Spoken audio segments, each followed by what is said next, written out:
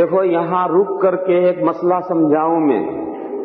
وہ ایک مسئلہ ہے ایسا کہ اس میں آج کل عربوں میں اور غیر عربوں میں اس مسئلے میں بڑا اختلاف ہو رہا ہے. اس مسئلے کو میں سمجھاؤں، آپ حضرات کو سمجھ لیں اسے. عربوں کو اس پر بہت زیادہ اصرار ہے کہ سلام کے بعد کوئی دعا مت مانگو. چنانچہ آپ حج کے لیے تشریف لے جاتے ہوں گے تو حرمین شریفین میں بھی نمازوں کے بعد سلام پھیرنے کے بعد ائمہ کوئی دعا نہیں مانگتے. حرمین شریفین کے علاوہ جو عربوں کی دوسری مسجدیں ہیں ان مسجدوں میں بھی آپ کہیں بھی نماز پڑھیں گے اور کسی عرب ملک کے اندر تو عام طور پر آپ یہ دیکھیں گے کہ وہ سلام کے بعد دعا نہیں مانگتے. اور وہ یہ کہتے ہیں کہ نبی اکرم صلی اللہ تعالی علیہ وسلم سے اور صحابہ کرام رضی اللہ تعالی عنہم اجمعین سے نمازوں کے بعد ہیئت اجتماعی کے ساتھ یعنی پوری گیدرنگ کے ساتھ ہمیشہ التزام کے ساتھ پابندی کے ساتھ دعا مانگنا ثابت نہیں.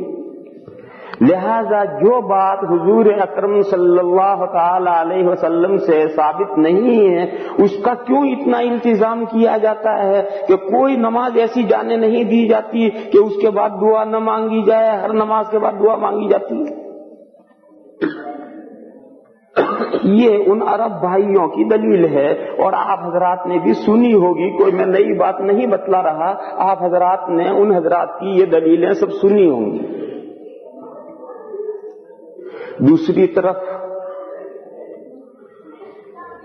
مسلمانوں کے درمیان میں جو 4 فقہیں رائج ہیں اور مسلمانوں کی بڑی اکثریت یعنی 90% جن 4 اسکول آف تھاٹس کا فالو کرتی ہے، یعنی مذہب فقہ شافعی، فقہ مالکی، فقہ حنبلی، فقہ حنفی، یہ 4 اسکول آف تھاٹ ہے. وہ کسی معین آدمی کی رائے نہیں، یہ 4 کسی معین آدمی کی رائے نہیں ہے. یہ بھی ایک بڑی غلط فہمی ہے لوگوں میں.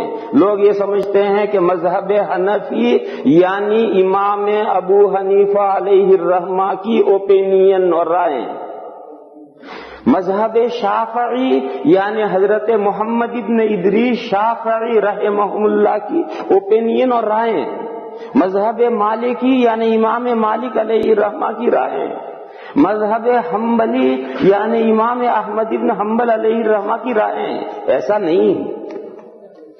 نہیں ہے. جو لوگ ایسا سمجھتے ہیں وہ غلطی پر ہیں اور وہ اس کی حقیقت سے بے خبر ہیں، واقف نہیں. میں آپ حضرات زیادہ تر حنفی ہیں، یہاں جو حضرات تشریف فرمائے ہیں زیادہ تر حنفی ہیں. شافعی اس میں کچھ ہوں گے، مالکی بھی کچھ ہو سکتے ہیں، حنبلی بھی کچھ ہو سکتے ہیں، لیکن یہاں زیادہ تر حضرات جو ہیں حنفی ہیں. اس لیے میں آپ ہی حضرات کی مثال دوں کہ ہماری فقہ حنفی کی کوئی کتاب آپ کھول کر دیکھیں تو ان میں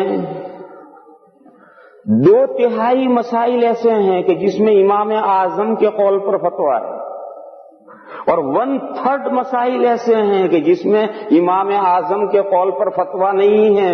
امام اعظم کا قول موجود ہے اور فتویٰ امام اعظم کے شاگرد امام ابو یوسف علیہ الرحمہ یا امام محمد علیہ الرحمہ کے قول پر ہے.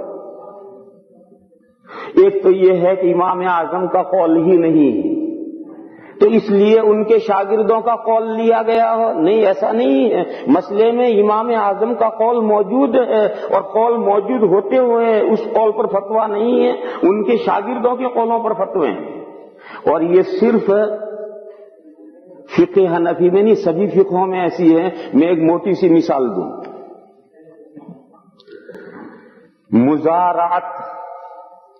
مزارعت کے معنی ہیں اپنی زمین کسی کو بٹائی پر دینا.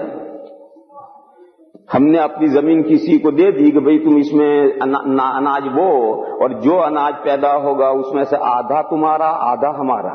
یا 2/3 تمہارا 1/3 ہمارا، یا 3/4 تمہارا 1/4 ہمارا، یہ بٹائی مانے ڈیوائڈ کرنا، تقسیم کرنا، بٹائی کے معنی تقسیم کرنا، یعنی جو پیداوار ہوگی اسی کو تقسیم کر کے اتنی تمہاری اتنی ہماری.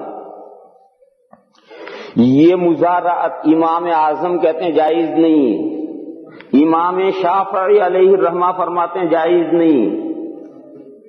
امام اعظم کے نزدیک بھی مزارعت جائز نہیں ہے، امام شافعی علیہ الرحمہ کے یہاں بھی مزارعت جائز نہیں. مگر فقہ حنفی میں فتویٰ امام اعظم کے قول پر نہیں ہے، صاحبین کے قول پر ہے، اور صاحبین کے یہاں مزارعت جائز ہے. اور امام شافعی علیہ الرحمہ کی فقہ میں امام شافعی علیہ الرحمہ کے قول پر فتویٰ نہیں ہے، بلکہ ان کے ایک شاگرد ہیں بویطی رحمت اللہ علیہ. امام شافعی علیہ الرحمہ کے شاگرد ہیں بویطی. تو میں یہ کہہ رہا تھا کہ بویطی رحمت اللہ علیہ جو امام شافعی علیہ الرحمہ کے شاگرد ہیں انہوں نے اسے جائز کہا. اب بعد کے جو احناف آئے اور بعد کے جو فقہا آئے انہوں نے قرآن و حدیث کو سامنے رکھ کر کے ان اقوال کو تولا کہ کس کا قول قرآن و حدیث سے مدلل ہے. تو فقہ حنفی میں قرآن و حدیث سے زیادہ مؤید اور مبرہن اور مدلل قول امام صاحبین رحمہم اللہ کا نکلا. تو حنفی تمام دنیا کے احناف نے اس مسئلے میں امام اعظم کے قول پر فتویٰ نہیں دیا، صاحبین کے قول پر فتویٰ دیا. اسی طرح حضرات شوافی جو بعد میں شوافی آئے انہوں نے بھی اس مسئلے پر غور کیا کہ قرآن و حدیث سے کس کا قول زیادہ مبرہن ہے اور مؤید ہے. تو ان کے غور کرنے کے بعد یہ نتیجہ نکلا کہ امام شافعی علیہ الرحمہ کی جو شاگرد بویطی رحمت اللہ علیہ ہیں ان کا قول قرآن و حدیث سے زیادہ مدلل ہے اور زیادہ نزدیک ہے. تو شوافی نے بھی امام شافعی علیہ الرحمہ کے قول پر فتویٰ دیا. یہ ایک ایگزامپل ہے، ایک مثال ہے. یہ مثال آپ حضرات کے لیے یہ بات سمجھنے کے لیے کافی ہے کہ فقہ حنفی میں امام ابو حنیفہ علیہ الرحمہ ہی کی رائوں اور اقوال پر سارے فقہ کے مسئلوں میں فتوے نہیں، بلکہ فقہ حنفی یہ قرآن و حدیث کے سمجھنے کا ایک انداز ہے اور ایک طریقہ ہے. اس کے پرنسپلز ہیں جو اصول فقہ کہلاتے ہیں، اور اس پرنسپل کے سامنے رکھ کر کے قرآن و حدیث کو ایک خاص نہج پر سوچا جاتا ہے، سمجھا جاتا ہے. اسی طریقے پر امام شافعی علیہ الرحمہ اور شوافی کی اصول فقہ الگ ہے، ان کے پرنسپلز الگ ہیں. مالکی فقہ اور ان کے پرنسپلز الگ ہیں. حنبلی فقہ اور ان کے پرنسپلز الگ ہیں. لہذا یہ چاروں جو فقہ ہیں یہ اسکول آف تھاٹ ہے، یہ معین آدمی کی رائوں کا فالو نہیں. لہذا جو لوگ یہ سمجھتے ہیں کہ تقلید شخصی یعنی ایک ہی آدمی کے پیچھے کیوں چلا جائے، یہاں ذہن صاف کر لینا چاہیے کہ مسئلہ ایک آدمی کے پیچھے چلنے کا نہیں، ایک مکتب فکر کے فالو کرنے کا ہے اور ایک خاص مکتب فکر کے تحت میں چلنے کا ہے. مکتب فکر بہت ہیں، جتنے انسان ہیں اتنے مکتب فکر ہیں. دیکھو دنیا میں مکتب فکر بہت ہیں، سوچنے کے انداز بہت ہیں. جتنے دنیا میں انسان ہیں اتنے مکتب فکر ہیں، اور پہلے بہت سے مجتہدین گزرے اور ان بہت سے مجتہدین کے الگ الگ مکتب فکر تھے. لیکن آہستہ آہستہ ان مکتب فکر کے ماننے والے ختم ہو گئے اور ان 4 مکتب فکر کے ماننے والے آج دنیا میں ہیں. تو اس وقت دنیا میں جو زیادہ تعداد ہے وہ ان 4 مکاتب فکر کا فالو کرتی ہے. ان چاروں فقہوں کی کتابوں میں یہ مسئلہ لکھا ہے. ہماری فقہ میں بھی لکھا ہے، شوافی کے یہاں بھی ہے، حنابلہ کے یہاں بھی ہے، مالکیہ کے یہاں بھی ہے کہ نمازوں کے بعد سلام پھیرنے کے بعد جماعت کا دعا مانگنا حسن ہے. حسن ہے، سنت نہیں. سنت لفظ استعمال نہیں کیا بلکہ حسن لفظ استعمال کیا ہے. حسن یعنی اچھا ہے.